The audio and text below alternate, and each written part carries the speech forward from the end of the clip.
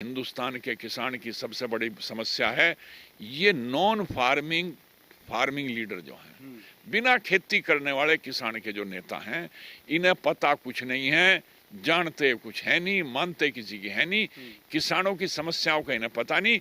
11 round की बात करने के बाद भी तुम समस्या हल नहीं कर पाए, तुमसे बड़ा बेवकूफ कौन हो सकता है। इस वक्त हमारे साथ चौधरी वीरेंद्र सिंह जी हैं और चौधरी साहब से जानेंगे कि आखिरकार जो किसान आंदोलन चल रहा है, 3 बिल वापसी होने के बाद भी क्या लगता है सर, किसान वापस होंगे किसान या अब एमएसपी पे घमासान? देखिए, साल भर बाद लोगों को पता लगा। मैं जिस बात को बहुत पहले से कह रहा था, पहली बात तो यह है कि जिस बात पे बहुत जोर दिया जा रहा है, एमएसपी किसान की प्रॉब्लम नहीं है। किसान की प्रॉब्लम है लाभकारी मूल्य, उचित लाभकारी मूल्य मिलना चाहिए। एमएसपी क्या मतलब है? एमएसपी लाभकारी नहीं होता, लाभकारी मूल्य एक अलग चीज है। मांग होनी चाहिए थी लाभकारी मूल्य की, मांग होनी चाहिए थी किसान आयोग के गठन की, और बाकी समस्याओं की मांग होनी चाहिए थी। बिजली का, यूपी का बिजली का बिल और गन्ने के दाम जो सरकार ने बढ़ाए, लेकिन थोड़े कम बढ़ाए, 10-20 रुपए और बढ़ते। ये रेमेडी, तुरंत की रेमेडी थी। हिंदुस्तान के किसान की यूनिफॉर्म प्रॉब्लम नहीं है, अलग अलग एरिया में अलग अलग प्रॉब्लम है। यूनिफॉर्मिटी से एक दवा से हिंदुस्तान के किसान की समस्याएं दूर नहीं हो सकती। केरल के किसान की, कश्मीर के किसान की, गुजरात की और आसाम के किसान की समस्याओं में फर्क है।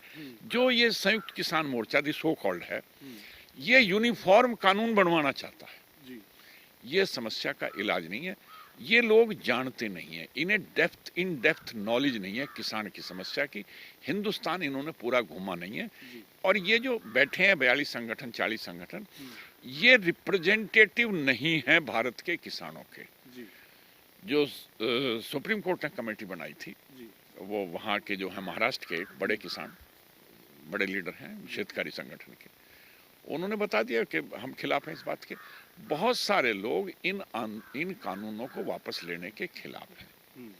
ये अवरोध है, कुदरती जो इवॉल्वमेंट होना चाहिए था उसका ये विरोध है, कुदरती विरोध है, नेचुरल डिस्टरबेंस है। गतिशीलता में अनवरतता और गतिशीलता में ही तरक्की होती है। आपको समय के हिसाब से बदलना पड़ता है, स्टैटिक नहीं हो सकते, आप रुक नहीं सकते। ये तो है बात। ये रही बात इसकी, ये जो अब हो रहा है, ये जा नहीं रहे, आ नहीं रहे, इन्हें खुद पता नहीं है कि तुम क्या चाहते हो। किसानों को मेनली मेरा संबंध यूपी से है और यूपी की रिप्रेजेंटेशन वहां राकेश करते हैं। राकेश किसान नहीं है, बेसिकली किसान नहीं है। और जब किसान के घर में पैदा हो, एक बड़ी गलत बात ये हो रही है, किसान के घर में पैदा होने वाला हर आदमी किसान नहीं है। खेती करने वाला कोई और है, उसके इन्स एंड आउट्स, उसके दुख तकलीफ कोई और जानता है। और ये जो इसके स्पोक्स पर्सन बन जाए हैं, ये नहीं जानते दुख तकलीफ क्या है। राकेश किसान नहीं है, नरेश किसान है, उनके भाई। नरेश की इन्होंने बोलती बंद कर दी, उनको सीन से हटा के एक तरफ कर दिया और ये प्रभावी हो गए। ये काम बहुत पहले हुआ था, भोंसले परिवार था महाराष्ट्र में, शिवाजी वाला, और एक जमाना वो आया कि भोंसले परिवार रिजेक्ट हो गया था और पेशवा जो उनके मंत्री थे उन्हीं के नाम पे डायनेस्टी चल गई थी। तो यहाँ भी यही हो रहा है, स्पोक्स पर्सन के नाम पे चल रहा है। जो खाप चौधरी है, जो बीकेयू का अध्यक्ष है, प्रवक्ता क्या होता है, क्या है प्रवक्ता की औकात क्या होती है, उसकी हैसियत क्या है, किसी भी प्रवक्ता की क्या हैसियत है? क्या कोई प्रवक्ता पॉलिसी डिसीजन ले सकता है? नहीं ले सकता। ये कौन है पॉलिसी डिसीजन लेने वाले? इन प्रवक्ताओं ने अपने प्रवक्ता तय कर दिए। तो बेसिकली सब कुछ गलत है। मूल रूप से जो सवाल है, किसान समस्याओं का सवाल है, इन किसान नेताओं ने ये सवाल जो बोर्ड पे लिखा हुआ है ये गलत लिख दिया, इसका जवाब कभी सही नहीं आएगा। सर, जैसे सरकार ने 5 नाम मांगे हैं वो कमेटी बनाने के लिए कि हमें संयुक्त किसान मोर्चा से या किसान आंदोलन में से कोई 5 नाम ऐसे बता दो जो सरकार से आगे बात कर सके, क्या लगता है सर कि 5 नाम आसानी से मिल जाएंगे सरकार? 5 नाम कैसे आ जाएंगे? 42 तो इनके संगठन ही है और कोई किसी से कम अकल वाला थोड़ी है, सारे ज्यादा ज्यादा अकल वाले। उनमें चढ़ूनी भी होगा, उसमें राकेश भी होगा, उसमें और भी होगा, उसमें और भी होगा। अरे हाँ, वो बिना खेती वाला किसान भी है, वो भी है योगेंद्र यादव। दाढ़ी रख के खाली वो ये सोच रहा है तेने दाढ़ी रख ली तू किसान बन गया। किसान इतना आसान चीज समझ ली सबने। जो खेती नहीं जानता, जो खेती नहीं करता, वो भी किसान। अधिकार समझ लिया। अरे भाई, कोई मिनिमम, कोई डॉक्टरी करे है, कोई प्रोफेसर हो है, कोई आप कैमरा लेके चलते हो, आप पत्रकार हो, आपने भी कुछ पढ़ाई पढ़ी होगी, कुछ सामान होगा आपके पास, सवाल पूछने का एक लिस्ट होगी। इन पे तो कुछ नहीं, ये किसान भी नहीं है, ये किसान बने फिर है। किसान की, इस हिंदुस्तान के किसान की सबसे बड़ी समस्या है ये नॉन फार्मिंग लीडर जो हैं, बिना खेती करने वाले किसान के जो नेता हैं, इन्हें पता कुछ नहीं है, जानते कुछ है नहीं, मानते किसी की है नहीं, किसानों की समस्याओं का इन्हें पता नहीं। 11 राउंड की बात करने के बाद भी तुम समस्या हल नहीं कर पाए, तुमसे बड़ा बेवकूफ कौन हो सकता है। और इन्होंने बेवकूफी साबित की और अब फिर ये बेवकूफी साबित कर रहे हैं। अच्छा है, सरकार ने इन्हें कह दिया 5 आदमियों से तो बात नहीं बने। मेरा सरकार से निवेदन है, भाई 5 आदमी तुम समिति में रखोगे, कम से कम 5000 की बात करो तो इनमें से कुछ तय होगा। नहीं 5 आदमी तो ये नाम नहीं दे सकते। ना ना ना ना, सवाल ही पैदा नहीं होता। अरे वाह, कौन इनमें कम बड़े बाप का बेटा है? सब बड़े बड़े बाप के बड़े बड़े नेता हैं।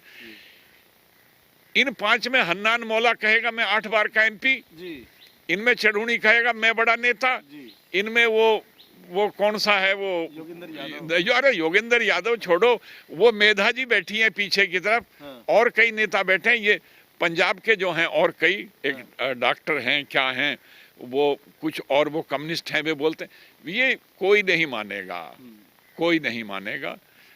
5 आदमी की कमेटी का मतलब ये था कि पूरे भारत में से 5 आदमी जो सबका रिप्रेजेंटेटिव हो, मतलब होलसम रिप्रेजेंटेशन हो। 5 आदमी वे आवे हिंदुस्तान से। यहाँ 5 आदमी पंजाब के एक जिले में बैठे हैं, वहां बैठे हैं 15, कैसे हो जाएगा? हरियाणा के बैठे हैं, कैसे हो जाएगा? मध्य प्रदेश के कक्का जी को नहीं लिया तो कक्का जी बहुत सीनियर हैं, वो राजस्थान के नहीं लिए।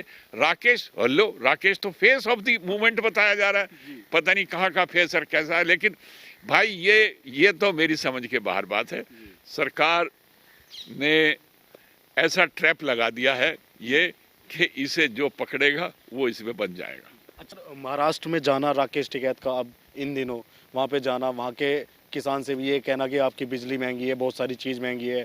ये बताइए सर, ये किसान आंदोलन है या फिर ये जन आंदोलन बनता जा रहा है? भाई ये कुछ भी आंदोलन नहीं है, ना जन आंदोलन ना किसान आंदोलन।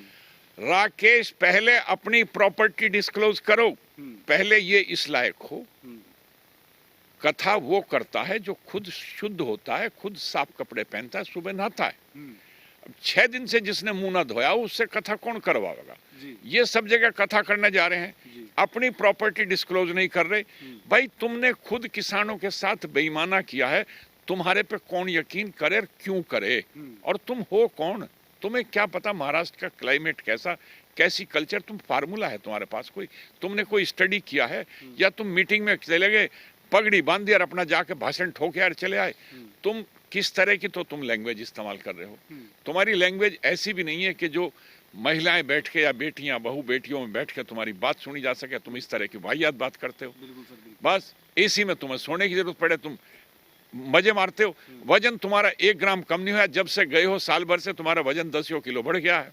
तो तुम्हें कहाँ आंदोलन में है? आंदोलन में, लड़ाई में लोगों के वजन घटते हैं। ये हरी टोपी लगाओ फिर है जी। चौधरी महेंद्र सिंह टिकैत का जिंदगी का कोई एक फोटो दिखा दे जिसमें हरी टोपी लगाई हो, कहाँ है? ये तो टिकैत जी की आत्मा परेशान होगी। मुश्किल से किसानों का कुछ काम चला था, कुछ नए कानून बने थे, लेकिन इन्होंने जिद करके बेवकूफी में सब रद्द कर दिया। आड़तियों की बेसिकली ये लड़ाई लड़ रहे थे, पहले आड़ती हो रहे, अब आड़तियों का इंटरेस्ट कुछ और हो गया क्योंकि उनका काम हो गया, वे इन्हें छोड़ देंगे। जी सर, मैं यही बात करने वाला था। मैं ये कह रहा हूँ सर कि सिंगू बॉर्डर से ये खबर आई है कि 32 संगठन जो आड़तियों से संबंध है उनका, वो संगठन जाने के लिए कह रहे हैं और राकेश टिकैत अपने संगठन को मना कर रहे हैं। जब 32 संगठन तैयार हैं तो टिकैत जी को क्या परेशानी है? देखिए, टिकैत को समस्या ये है, टिकैत को तो खुद नहीं पता तेरी समस्या क्या है। टिकैत की समस्या ये है कि वो कुछ जानता नहीं और वो किसी की मानता नहीं। अपने आप को पता नहीं है और मानता किसी की है नहीं, ये उसकी सबसे बड़ी समस्या है। अगर वो थोड़ा दिमाग खोले और वो समझे कि हो क्या रहा है, कैसे हो रहा है, सलाह ले, किसी बड़े से छोटे सलाह ले, अपने आप तो उसे मालूम नहीं है, ज्ञान नहीं है इतना, तो वो ये उसकी समस्या है। हरियाणा के लोग, मैंने बहुत पहले कहा था, कुछ लोगों ने नाराजगी करी थी, यूपी के क्या मुजफ्फरनगर के एक नेता ने हरियाणा में आग लगवा दी थी रिजर्वेशन का आंदोलन करवा के, रोहतक जल गया था। ये मुजफ्फरनगर का एक नेता था। ये आंदोलन जब शुरू हुआ था, ये राकेश हरियाणा बार बार भागा, मैंने कहा था रे तुम्हें एक ने ठग लिया पहले, अब के दूसरा ठगेगा, मान जाओ, हम मुजफ्फरनगर के, हम जाने हमारे लोग कितने बड़े उस्ताद हैं। लेकिन हरियाणा वालों ने नहीं मानी, वे फिर भी सीधे किसान हैं। और वहाँ किसानों के साथ हरियाणा में रिवाज ये है कि जिस किसान का भी काम अच्छा है, खेती के साथ, बड़ी खेती और काम बढ़िया है, तो उसकी आड़त की दुकान जरूर है, तो वो किसान कम आड़ती है। हमारे यहाँ ऐसा नहीं है, यहाँ आड़ती की क्लास अलग है और किसान अलग है। वहाँ किसान कम आड़ती हैं और उन आड़तियों के साथ ही राकेश की उठ बैठ जाती थी। वे जो पिछली बार नज़ारे आए हैं, वो 7 स्टार रिसोर्ट में, वो पूल साइड में राकेश जी बैठे हुए आराम फरमा रहे हैं इन ट्रू सेंस, तो वो उन्हीं लोगों के थे, उन्हीं की चीज़ें हैं। ये वही नेता हैं, वही कांग्रेस के नेता, कांग्रेस ने फाइनेंस करवाया। इस आंदोलन के साथ क्या हुआ कि जो फॉलोइंग है उसमें कोई नेता नहीं, और जो लीडर हैं उनकी फॉलोइंग नहीं। ये एक अजीब करिश्मा है इस आंदोलन को, मतलब ये एक रिसर्च की चीज है। मेरी तो एज नहीं रही अब इतनी, but had I been a social student, social science का स्टूडेंट होता, तो मैं इस पे रिसर्च करता कि करिश्मा क्या हुआ। लीडर के साथ फॉलोइंग होती है, फॉलोइंग के साथ लीडर निकलता है। जो फॉलोअर हैं उनमें से कोई लीडर नहीं है, और इसीलिए ये तय नहीं हो पा रहा, इसीलिए ये तय नहीं हो पा रहा, क्योंकि इन 42 संगठन में कोई सर्वमान्य नेता नहीं है। हमने देखा चौधरी महेंद्र सिंह टिकैत उस टाइम देश के सर्वमान्य नेता थे, जो कह दिया वो कह दिया, वो तय हो गया, कभी वेट नहीं करा कि इस प्रस्ताव पे हाँ करेंगे नहीं करेंगे, कह दिया, बात खत्म हुई। ये लोग सब बराबर के हैं, एक से कद के, छोटे हैं सब, इनमें से बड़ा कोई नहीं, और ये अपना डिसीजन नहीं ले पा रहे। कोई तहसील का नेता, कोई आधे जिले का नेता, कोई 10 गांव का नेता, कोई 5 गांव का नेता, कोई प्रवक्ता, प्रवक्ता तो नेता ही नहीं होता, प्रवक्ता है क्या चीज। तो ये इन्होंने दुकान चला ली। राकेश जी खुद जानते हैं, इन्होंने स्वागत किया था शुरुआत में, अखबार में मेरा फोटो है, इनका फोटो है, उसी में दोनों के रिएक्शन थे। इन्होंने शुरू में करा था, ये तो टेम्परेरी गए थे किसी के कहने पे, ये शुरुआत में बातचीत में भी शामिल नहीं करे गए, ये तो वो थे, क्या कहते हैं उसको, आउटसाइडर थे, तो फिर ये वहां करे गए। 5-6 दिन बाद ये सिफारिशों के बाद ये शामिल करेगा, वरना ये शुरू की बातचीत में नहीं थे। ये तो अलग से जाके बैठे, इरेलेवेंट थे, ना इन्हें कोई पूछ रहा था, ना इनकी साख है, क्योंकि इनके बारे में ये आम राय है कि ये आदमी क्राइसिस के टाइम कुछ बेनिफिट लेके और गड्ढे में धकेल के पीछे से धक्का दे के निकल जाता है। सर, राकेश टिकैत का अभी ताज़ा बयान ये है कि खबरदार सरकार एमएसपी पे कानून बनाए, वरना 26 जनवरी ढूंढनी है।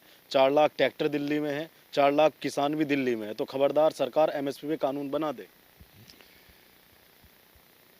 ये हम लोग रात को जंगल में जावे हैं, ट्यूबवेल वगैरह पे जावे हैं, और जब हमें डर लगने लगे तो हम शोर मचाने लगे हैं।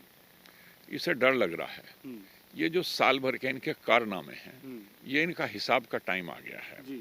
इन्होंने जो जो कानून तोड़े हैं, जो जो इन्होंने बेअदबी कानून के साथ करी, जो जो इन्होंने सरकारी प्रॉपर्टी में नुकसान पहुंचाया, वसूली का टाइम आ गया है।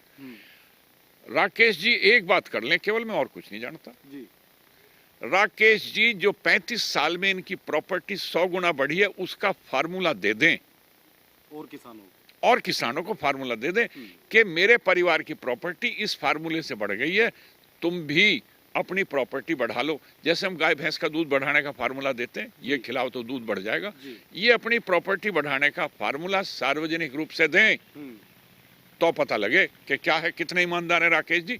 राकेश जी इस कॉज के लिए, इस पर्पज के लिए ईमानदार नहीं है।